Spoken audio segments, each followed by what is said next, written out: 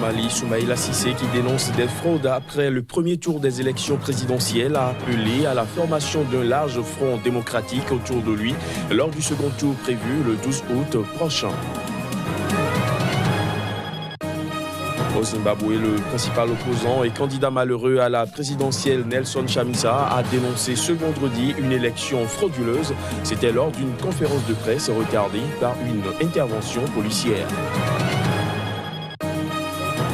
Et puis l'opposant congolais en exil Moïse Katumbi a renoncé ce vendredi à atterrir à Lubumbashi pour rentrer en République démocratique du Congo où il entend se porter candidat à l'élection présidentielle de décembre prochain.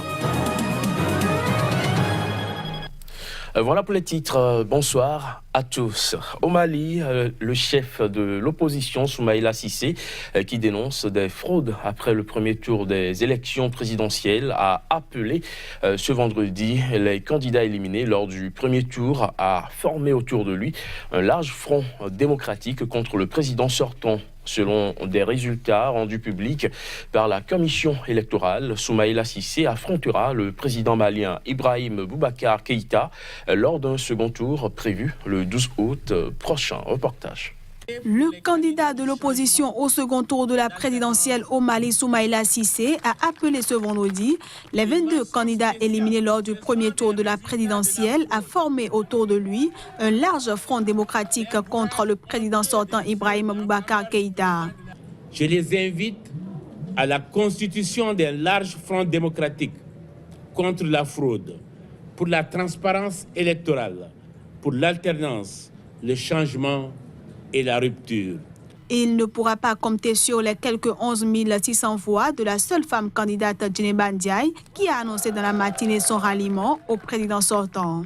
Crédité de 17,8% contre 41,42% pour le sortant Ibrahim Boubacar Keïta, Soumaïla Cissé a dénoncé devant quelques centaines de militants réunis devant son quartier général en milieu de journée les résultats du premier tour du 29 juillet dernier, annoncés ce jeudi soir, les qualifiant de ni sincères ni crédibles. Malgré l'ampleur des fraudes et des irrégularités, la corruption et l'achat des consciences, les bourrages d'urnes, le camp du président sortant n'a pas atteint ses objectifs. Leurs plans, leurs rêves, leurs chimères d'une victoire dès le premier tour se sont évanouis devant la détermination de notre peuple. Estimant que le camp du changement est désormais majoritaire, celui qui avait été largement battu en 2013 par Ibrahim Boubacar Keïta a jugé cette fois la victoire à portée de main si l'opposition se rassemble. Devant ses militants, Soumaïla Cissé a aussi soutenu la radio privée Renouveau FM, fermée ce jeudi par le gouvernement de Bamako en raison d'une virulente chronique de son animateur vedette, l'activiste contestataire Rasbaf, l'un des principaux partisans du chef de file de l'opposition. L'affiche du second tour de la présidentielle est donc désormais connue. Elle oppose le président sortant Ibrahim Boubacar Keïta et son principal opposant Soumaïla Cissé. Il faut dire qu'après l'annonce des résultats du premier tour, les Maliens n'ont pas tardé à réagir. Des réactions que je vous propose de découvrir à travers ces images. Second tour de la présidentielle au Mali entre Ibrahim Boubacar Keïta et son principal opposant Soumaïla Cissé. Selon des résultats officiels proclamés jeudi soir, le premier arrivé a recueilli 41,42% contre 17,8% des voix. Dans le rang des citoyens, les appréciations varient. Si les résultats sont apparus comme ça, c'est que c'est démocratique. Aller à un deuxième tour, c'est démocratique. C'est bon pour la démocratie malienne. Je ne suis pas content parce qu'on a volé notre voix. Oui, il y a eu des accusations, mais ce ne sont pas fondées. Pour moi, j'ai accepté les résultats parce que les élections se sont bien déroulées. Tous les observateurs qui sont là et puis tous ceux qui ont vu les résultats, les Maliens ont voté paisiblement et puis ça a bien passé. C'est la première fois dans l'histoire de la démocratie malienne qu'un président en exercice est contraint à un deuxième tour de la présidentielle. Le chef de l'opposition le prend comme une victoire. Pour l'emporter, Soumaïla Cissé devra faire le plein des voix des autres candidats. Au Zimbabwe, le principal opposant et candidat malheureux à la présidentielle Nelson Chamisa a également dénoncé ce vendredi à Harare une élection frauduleuse. C'était lors d'une conférence de presse, d'abord retardée par une intervention policière. L'opposant se dit prêt à former un gouvernement et demande notamment de l'aide à la communauté internationale. Voici les images. Frauduleuse, illégale, illégitime sont les termes utilisés par Nelson Chamisa, le principal opposant zimbabwéen, pour dénoncer les résultats de l'élection présidentielle zimbabwéenne lors d'une conférence de presse ce vendredi à Harare. Le jeune opposant estime avoir remporté cette élection et se dit prêt à former un gouvernement, accusant le chef de l'État sortant Emmerson Mnangagwa, déclaré vainqueur, d'avoir truqué l'élection. Demandant notamment l'aide de la communauté internationale, il entend toutefois utiliser tous les moyens pacifiques pour contester les résultats du scrutin. Nelson Chamisa, faut-il le rappeler, est arrivé deuxième à l'issue de cette élection remportée dès le premier tour par le président sortant Emmerson Mnangagwa avec 50,8% des voix. Avant cette conférence de presse, une intervention de la police anti-émeute a d'abord semé la confusion dans les jardins de l'hôtel d'Harare qui lui a servi de cadre.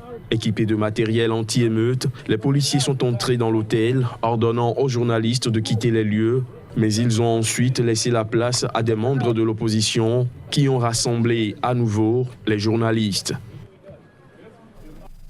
Les résultats de l'élection présidentielle zimbabwéenne ont donc donné Emmerson Mnangagwa élu dès le premier tour avec 50,08% des suffrages.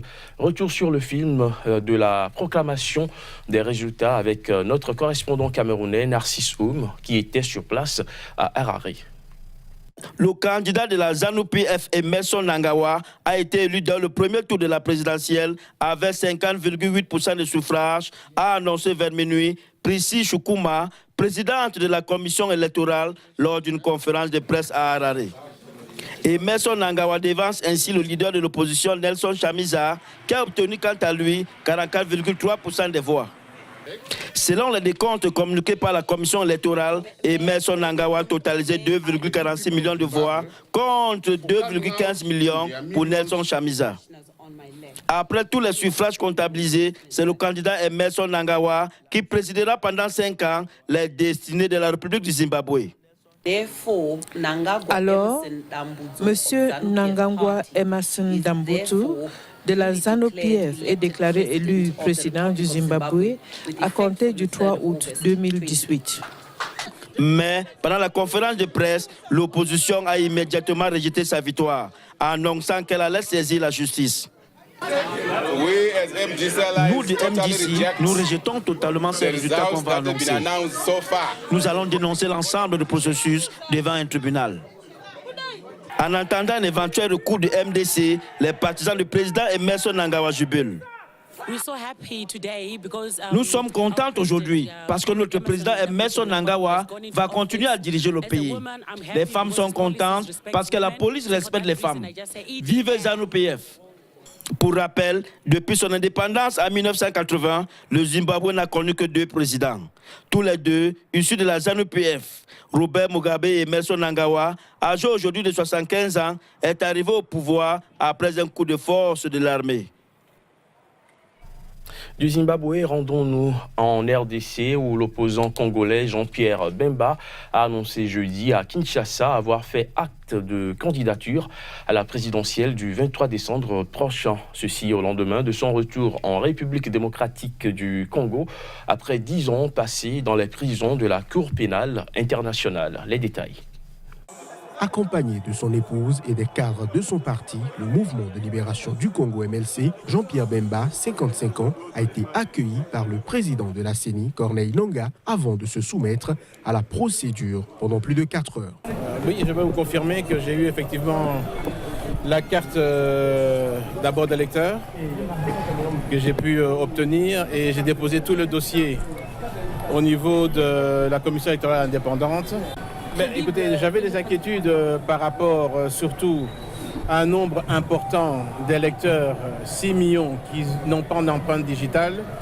Et deuxièmement, nous avions des questions concernant l'utilisation de la machine à voter. Et c'est ça qui nous a pris beaucoup de temps dans la discussion. Pour la présidentielle du 23 décembre, censée organiser la succession du président Joseph Kabila, l'objectif est d'obtenir des élections tant transparentes que crédibles, a encore dit Bemba. Il vient de passer 10 ans dans les prisons de la Cour pénale internationale CPI, condamné en juin 2016 à une peine de 18 ans pour des exactions de sa milice en Centrafrique en 2002-2003. Il a été acquitté en juin dernier. Cette candidature intervient dans un contexte particulier. Le deuxième et dernier mandat du président Joseph Kabila a expiré depuis le 20 décembre 2016. La Constitution lui interdit de se représenter, mais le chef de l'État n'a pas encore désigné son dauphin. La date limite de dépôt des candidatures est pour le 8 août. Et pendant ce temps, l'opposant congolais en exil Moïse Katumbi, qui a également tenté de rentrer en République démocratique du Congo, a renoncé ce vendredi à atterrir à Lubumbashi. Il entendait aussi se porter candidat à l'élection présidentielle de décembre prochain. Plus de précisions à travers cet élément. Ex-proche du président Joseph Kabila, passé à l'opposition en 2015, Moïse Katumbi, qui a quitté la RDC en mai 2016 pour des raisons médicales, avait annoncé son intention de rentrer au pays ce vendredi matin pour déposer sa candidature à la présidentielle du 23 décembre avant la date butoir du 8 août. Mais à la veille de son retour, le parquet avait souligné dans un communiqué qu'il était inculpé pour atteinte à la sécurité intérieure et extérieure de l'État et qu'il serait en état d'arrestation immédiate en cas de retour. Suite à cette décision, la plateforme électorale Ensemble a indiqué que l'opposant a renoncé ce vendredi à atterrir à Lubumbashi pour rentrer en République démocratique du Congo et va maintenant tenter de regagner son pays par la Zambie. Or, la voie principale conduisant vers la Zambie est bloquée par un camion placé en travers de la voie juste avant le péage marquant la sortie de Lubumbashi, a constaté un journaliste. Moïse Katumbi, qui devait partir de Johannesburg, était injoignable dans la matinée. Son entourage ne pouvait pas confirmer qu'il avait bien quitté l'Afrique du Sud. À noter que l'opposant est également poursuivi pour recrutement de mercenaires présumés. Son procès a été renvoyé au 10 octobre. Le Parti démocratique de Côte d'Ivoire, PDCI, a condamné jeudi dans une déclaration virulente des dérives autoritaires du gouvernement, ce après la révocation par le pouvoir du maire d'une des communes d'Abidjan, qui est un baron de cette formation politique. À 2 mois des élections locales et à 2 ans de la présidentielle, la fracture se creuse entre les 2 grands partis de la coalition au pouvoir, le PDCI de Henri Konan Bédié et le Rassemblement des Républicains RDR du chef de l'État Alassane Ouattara, en désaccord sur la formation d'un parti unifié. La révocation mercredi de Noël Akossi Benjo, maire du Plateau, le quartier administratif et des affaires d'Abidjan et proche de Bédié, est une affaire politique s'inscrivant dans une série qui cible les élus et les cadres militants du PDCI, a déclaré à la presse le porte-parole du parti Narcisse Kwadio Ndri au sorti d'une réunion d'urgence des responsables de cette formation. Le PDCI condamne la dérive autoritaire du gouvernement qui tend à mettre en péril le droit et les libertés en Côte d'Ivoire et lui demande de mettre fin immédiatement aux enquêtes et aux poursuites ciblées, a déclaré le porte-parole. Le PDCI va alerter les chancelleries étrangères sur les menaces qui pèsent sur la paix et la cohésion sociale en Côte d'Ivoire et il appelle ses militants à demeurer mobilisés pour les actions à venir, a conclu le porte-parole. Kwadio Ndri s'est exprimé depuis la résidence de Bédié à Abidjan, entouré du numéro 2 du PDCI, Maurice Kwaku Guiagué, et de Jean-Louis Billon, ancien ministre, lui-même récemment suspendu de ses fonctions de président du Conseil régional du handball par le gouvernement. Bédié a présidé la réunion de crise, mais n'est pas apparu devant la presse, révoqué pour des détournements de fonds portant sur plusieurs millions d'euros. Selon le gouvernement, le maire du Plateau a rejeté jeudi ces accusations, y voyant une dérive totalitaire du régime. Cette décision ne nous surprend pas. Elle était annoncée depuis notre refus de cautionner l'inféodation du PDCI à travers un parti supposé unifié, a-t-il déclaré dans un communiqué. Fin de ce journal, merci de l'avoir suivi.